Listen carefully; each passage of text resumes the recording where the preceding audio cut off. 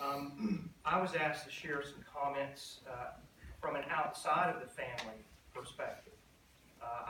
My life story is wed very closely to this family, very dear to me. Mr. Bill was a big part of that. I would find myself at their home a lot with Shane, my friend, wasn't even there chatting. And I was asked just to make a few observations based on my experience with Mr. Bill and what I would communicate to you. It seems like destiny that he would have been such a Mississippi State fan. His parents, maybe 30 years prior to the birth of State's greatest baseball hero, named him after that person, William Clark. But it's occurred to me that he's not one-dimensional at all. You may not know this about Mr. Bill, but he was a lobbyist. He was a sound engineer. He was a fashion designer. He was a theologian. He was also a community activist.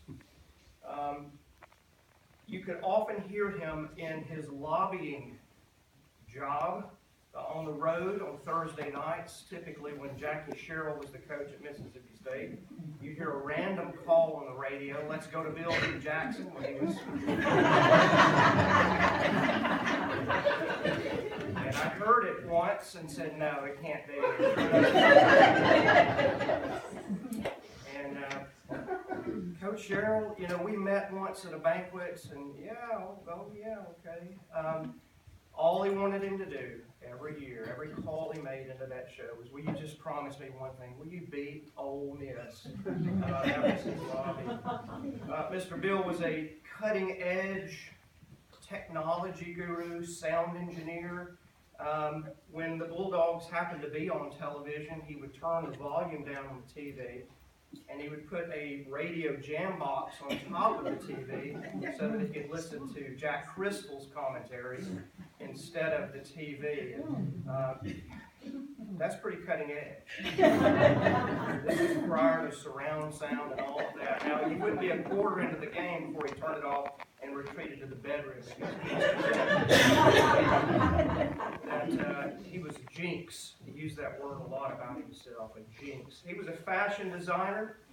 Had a real eye for fashion. First thing you'd see when you entered the Stokes family home was a big family portrait where he had, I assume by gunpoint, forced his family to put on Mississippi State sweaters, all four. None of them smiled. And I understand that as soon as the boys got old enough to, take to overpower him, they got that photo down. But the thing I do appreciate about his fashion is that he was the person who gave me the encouragement that as you get older in your home, you can sit in your chair in tighty-whitey.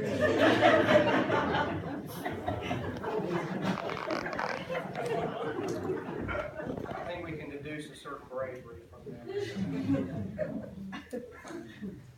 Mr. Bill loved his younger brother, Billy. Loved him.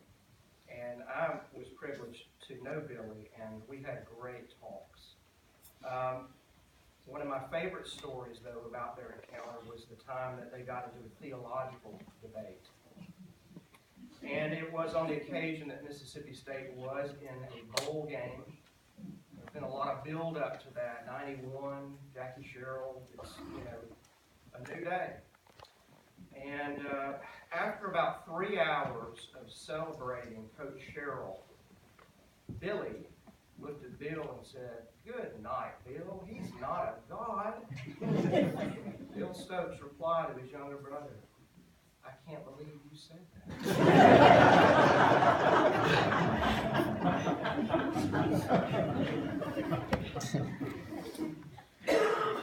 He seemed to be all in for sure as a community activist too.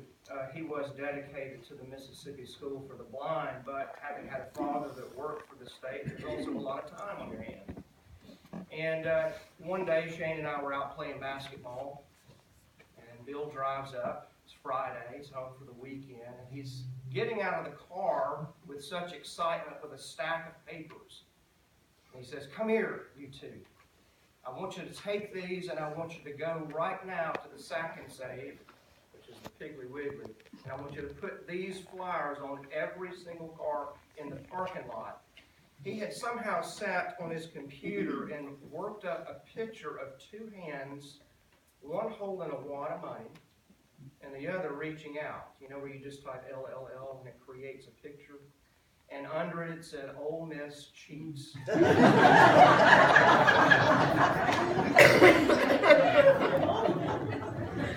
He was concerned.